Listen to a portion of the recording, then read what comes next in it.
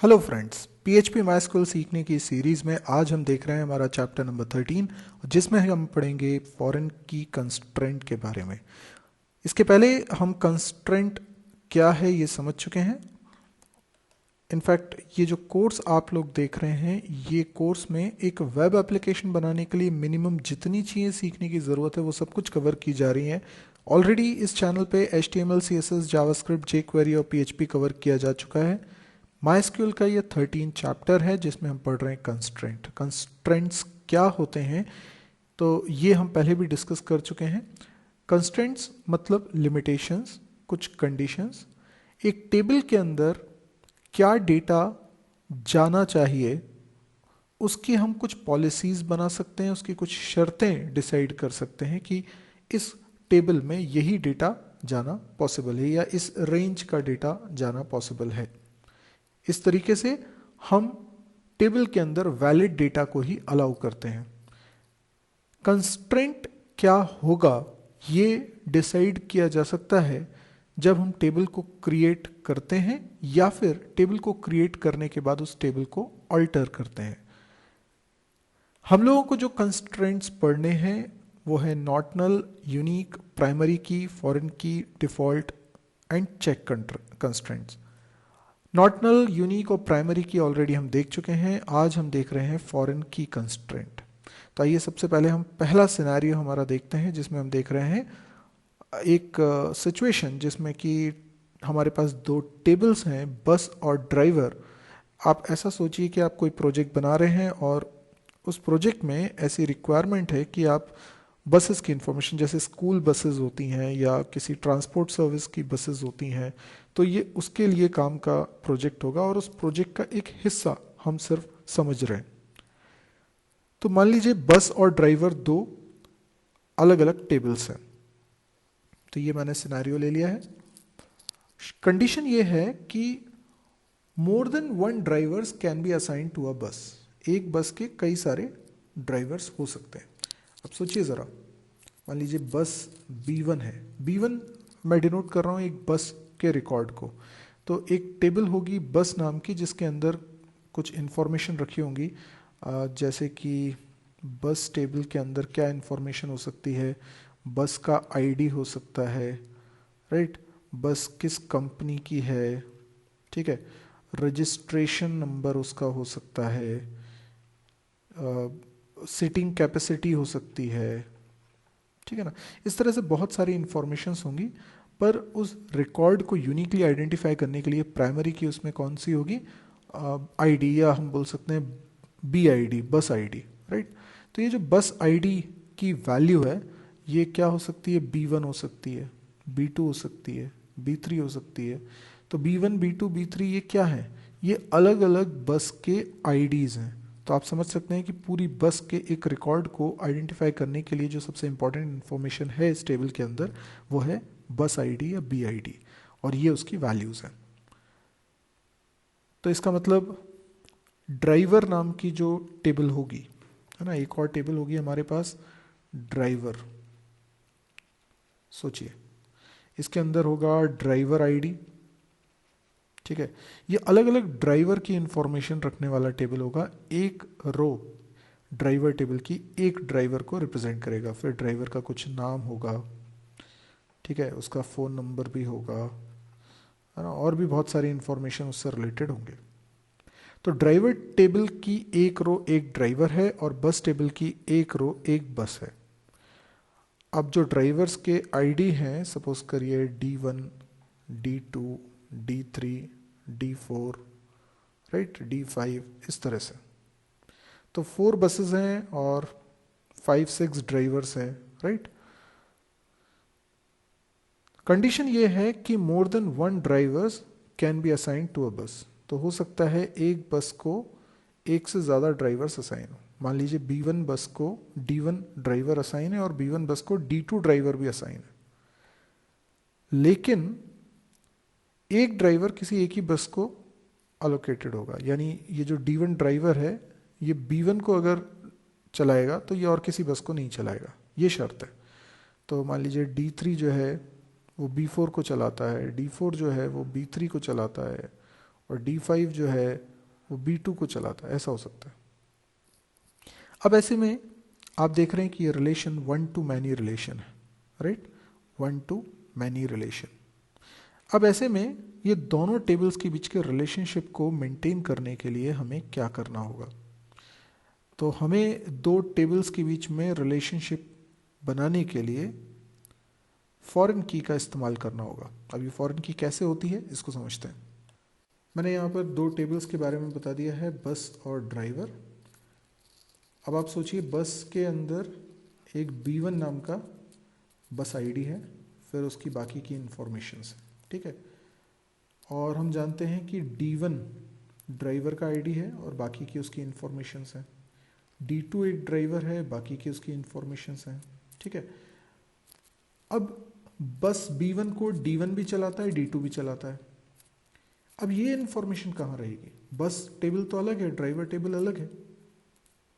बस टेबल में तो आपको बसेस की इंफॉर्मेशन मिल रही है, ड्राइवर टेबल में ड्राइवर्स की इंफॉर्मेशन मिल रही है, लेकिन कौन सी बस को कौन सा ड्राइवर असाइंड है ये इंफॉर्मेशन आपको कहीं पर भी नहीं मिल रही है।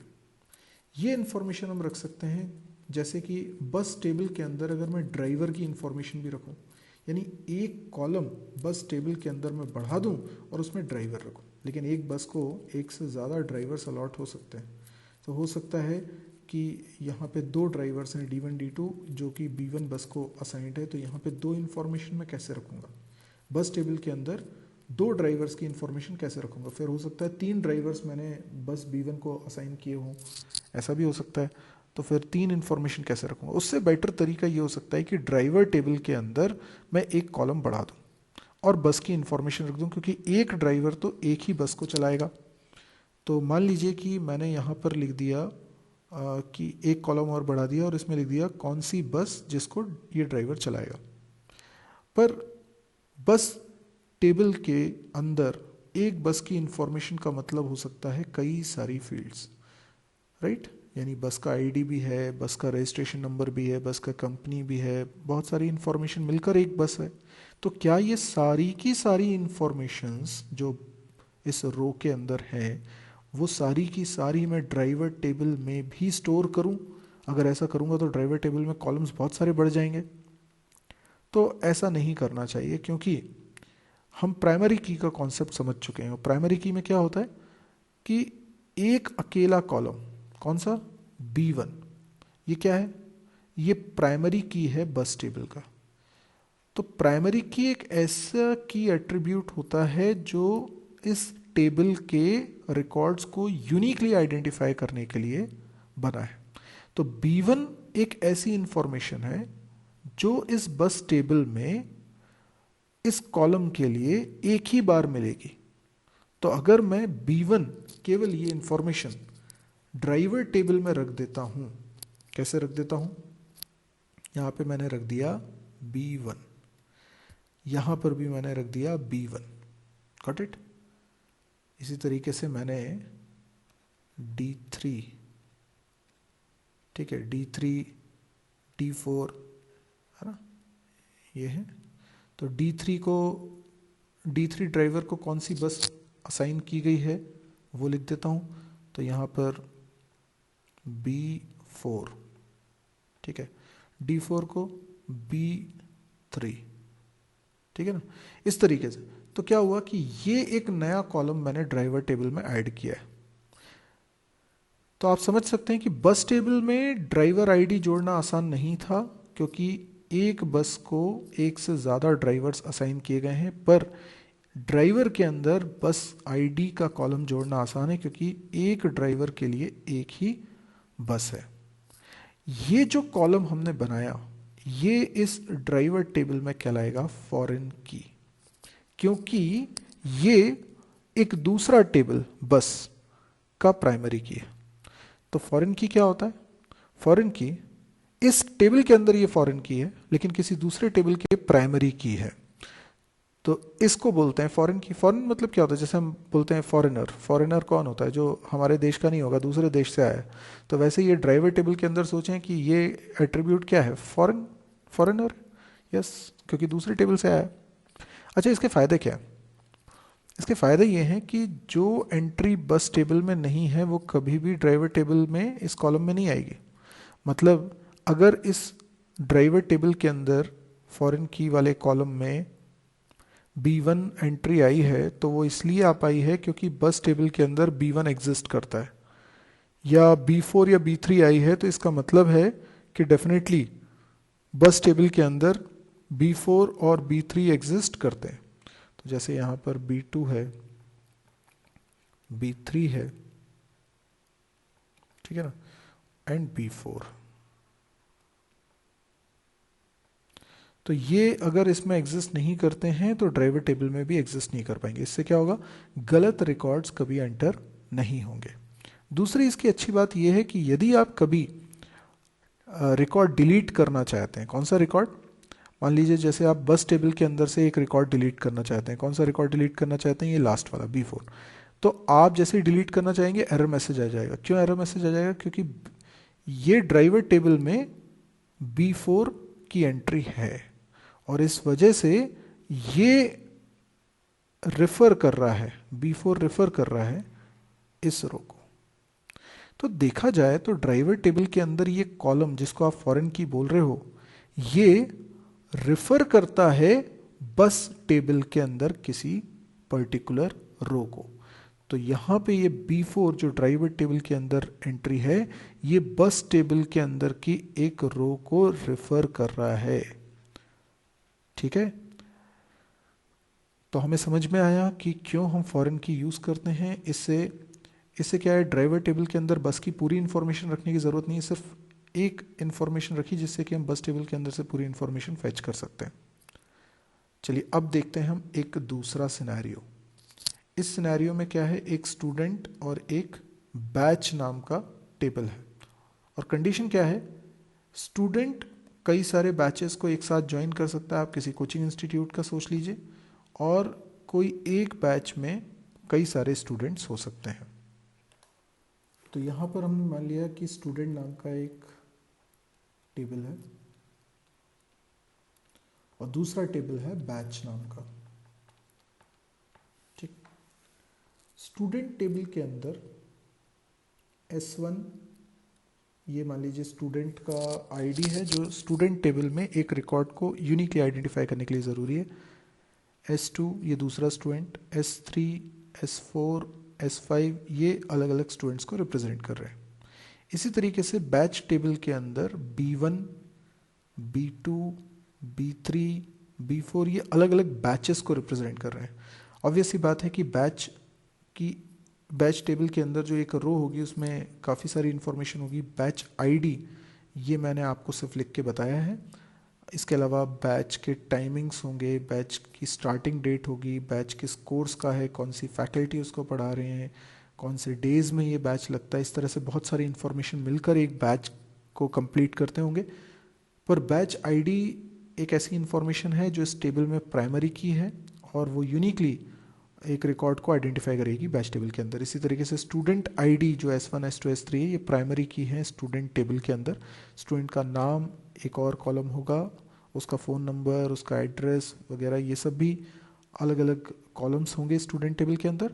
अब शर्त के हिसाब से एक स्टूडेंट एक से ज़्यादा बैचेस को ज्वाइन कर सकता है। तो हो सकता है S1 स्टूडेंट ने B1 बैच को ज्वाइन किया हो और साथ में S1 ने हो सकता है कि B3 बैच को भी ज्वाइन किया हो। अच्छा, S2 स्टूडेंट जो है उसने B4 बैच को ज्वाइन किया हुआ है, ठीक है ना।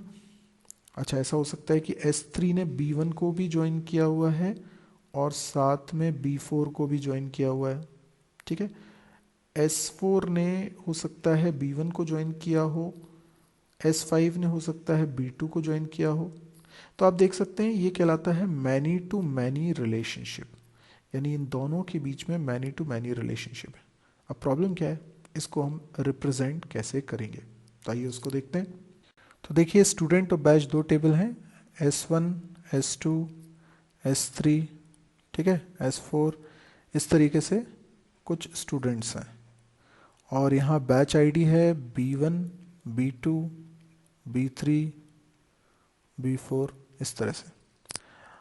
हमने बात करी कि S1 एक आईडी है स्टूडेंट का जो यूनिकली एक स्टूडेंट को रिप्रेजेंट करने के लिए ज़रूरी है। अब सवाल ये उठता है कि स्टूडेंट आईडी बैच टेबल में फॉरेन की बने या बैच आईडी स्टूडेंट टेबल में फॉरेन की बने। पर देखिए यहाँ मैनी टू मैनी रिलेशनशिप है। अब अगर स्टूडेंट की एक रो की बात करें तो उसमें हम एक से ज़्यादा बैचेस की इंफॉर्मेशन को मैप नहीं कर सकते, राइट। इसी प्रकार से एक बैच वाली रो में एक स्टूडेंट का तो आईडी आप ला सकते हो, पर बहुत सारे स्टूडेंट के आईडीज आप नहीं ला पाओगे।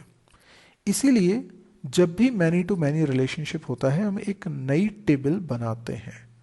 नाम कुछ भी रख लेते हैं, स्टूडेंट बैच टेबल, ठीक है। और इस टेबल के अंदर मैं स्टूडेंट आईडी कॉलम भी रखता हूं और बैच आईडी कॉलम भी रखता हूं, और स्टूडेंट ने बैच को कब ज्वाइन किया है उसकी ज्वाइनिंग डेट भी रखता हूं, ठीक है। ये ज्वाइनिंग डेट जो फीचर है ना तो स्टूडेंट टेबल का है ना बैच टेबल का, क्योंकि बैच की स्टार्टिंग डेट अलग हो सकती है और स्टूडेंट ने बैच को कब ज्वाइन किया ये डेट अलग हो सकती है। अब यहां पर मैं S1 रखता हूं जो कि स्टूडेंट आईडी है जिसने बैच B1 में एडमिशन लिया है, और S1 ने ही बैच B3 में भी एडमिशन लिया है। कोई ज्वाइनिंग इसकी डेट होगी। अब आप देखिए कि यहाँ पर दोनों के बीच में रिलेशनशिप बन गया। अब यहाँ पे स्टूडेंट आईडी रिपीट हो रहा है, यस। तो ये जो कॉलम था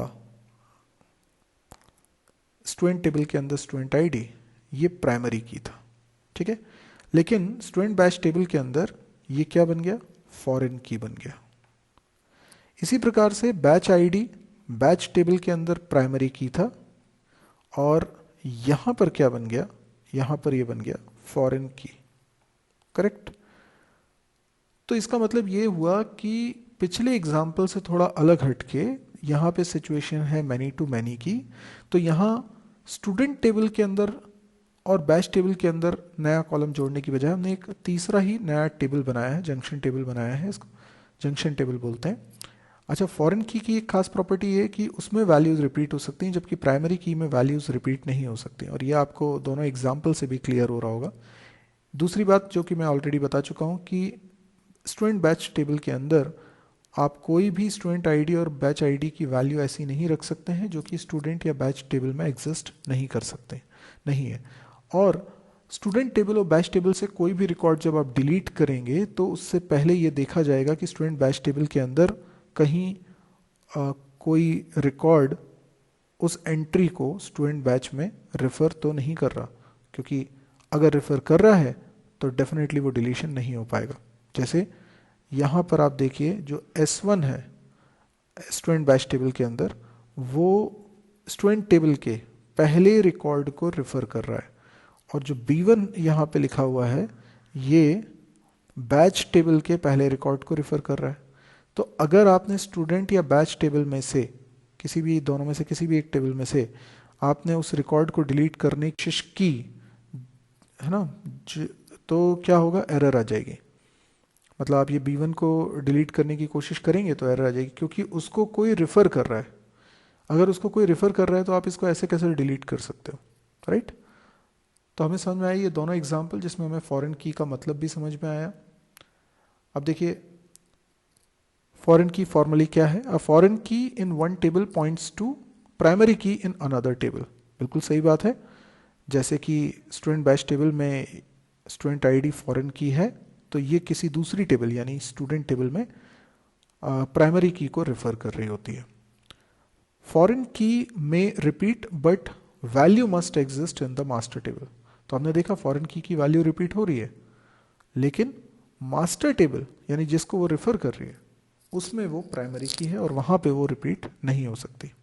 अब क्या सिंटेक्स है इसका, तो आप देखें जब दो टेबल्स आप बनाएंगे, मैं एक काम करता हूँ अलग से इसको लिख देता हूँ ताकि आपको समझने में दिक्कत ना हो।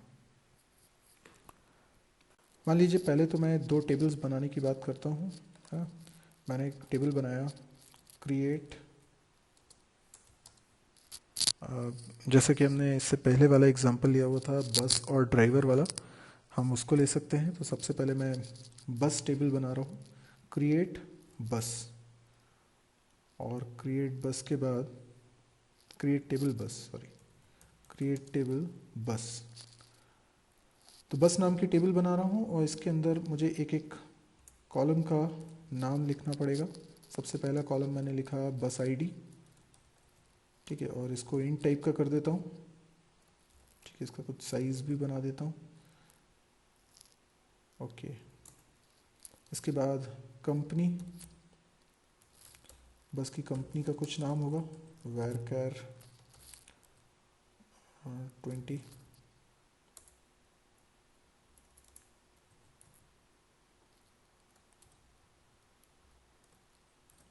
ठीक है, कॉमा, और क्या, रजिस्ट्रेशन नंबर, रजिस्ट्रेशन नंबर इसको भी कर देता हूँ वैरकर 20। ये सिर्फ एक एग्जांपल है, ऐसे बहुत सारी इंफॉर्मेशन इसके अंदर हो सकती हैं। अभी मुझे प्राइमरी की बनाना है बस आईडी को, तो मैं लिखूँगा प्राइमरी की और फिर लिखूँगा बस आईडी, ठीक है। ये मेरा टेबल क्रिएट हो चुका है। तो आपने देखा किस तरीके से टेबल क्रिएट किया जाता है। अब मैं दूसरा टेबल क्रिएट कर रहा हूँ, यानी driver table, okay. Create table और ड्राइवर, ठीक है। ये जो ड्राइवर टेबल है इसके अंदर ड्राइवर आईडी नाम का एक प्राइमरी की होगी, तो डी आई डी लिख देता हूँ, ठीक है, और इसका टाइप रख देता हूँ इंट, इसका कुछ साइज 5 हो गया। देन ड्राइवर नेम है ना, तो नेम कर देता हूँ वैरकर 20। फ़ोन नंबर होगा, इसको भी वैरकर करता हूँ 10। ऐसे और भी बहुत सारे यहाँ पर कॉलम हो सकते हैं। अभी आप सिर्फ सिंटैक्स पे फोकस करिएगा कि कैसे प्राइमरी की और फॉरेन की बनती है। तो प्राइमरी की तो आपको समझ में आ गया था, फॉरेन की कैसे बनती है। तो अभी इस टेबल के अंदर एक और कॉलम हमें बनाना है, दैट इज़ बस आईडी। ये ज़रूरी नहीं कि इसका नाम मैं वही रखूँ जो मैंने बस टेबल में रखा है। मैं यहाँ पे इसका नाम रख देता हूँ बस आईडी, ठीक है, जबकि वहाँ पे मैंने क्या रखा था, बी आई डी, ठीक है ना। तो बस आईडी, और इसमें इसका साइज कर देता हूँ 5, ठीक है। इसको मैं बनाना चाहता हूँ फॉरेन की, ठीक है। तो पहले तो मैं ड्राइवर टेबल में किसको प्राइमरी की बना रहा हूँ, मैं बना रहा हूँ ड्राइवर आईडी को, ठीक है। और फॉरेन की किसको बना रहा हूँ, फॉरेन की बना रहा हूँ बस आईडी को। तो आप देखिए मैंने फॉर प्राइमरी की लिखने के बाद उस कॉलम का नाम पैरेंथेसिस में लिखा जिसको मैं प्राइमरी की बनाना चाहता हूँ, और फॉरेन की लिखने के बाद मैंने उस कॉलम का नाम लिखा जिसको मैं फॉरेन की बनाना चाहता हूँ। लेकिन जिसको मैं फॉरेन की बना रहा हूँ मुझे साथ में ये भी बताना पड़ेगा कि वो किस टेबल की प्राइमरी की है। तो मैं क्या करूँगा, मैं इसके आगे लिखूँगा रेफरेंसेस। देखिए ये कीवर्ड है, इसको बहुत ध्यान से देखिए। इसके बाद मैं लिखूँगा उस टेबल का नाम जिसमें ये प्राइमरी की है, यानी बस टेबल, और उसके पैरेंथेसिस में बस टेबल के अंदर इसे किस कॉलम के नाम से जाना जाता है, तो बी आई डी, ठीक है ना। ये कंप्लीट हो गया। तब आप समझ पा रहे हैं कि दोनों किस तरीके से क्रिएट हुए हैं, और ये सिंटैक्स अभी आपको क्लियर है। अभी यही चीज़ मैं अलग से आपको बता रहा था, ये फॉरेन की बनाने का सिंटैक्स है ना, कि कोई टेबल है T2 जिसके अंदर कुछ कॉलम्स हैं, और किसी को आपने प्राइमरी की बनाया है और किसी को फॉरेन की बनाया है। जिसको फॉरेन की बनाया है उसके बाद रेफरेंसेस लिख के उस टेबल का नाम लिखिए जिसमें वो प्राइमरी की है, और उस कॉलम का नाम लिखिए जो उस टेबल के अंदर प्राइमरी की के लिए यूज़ हो रहा है। आप चाहें तो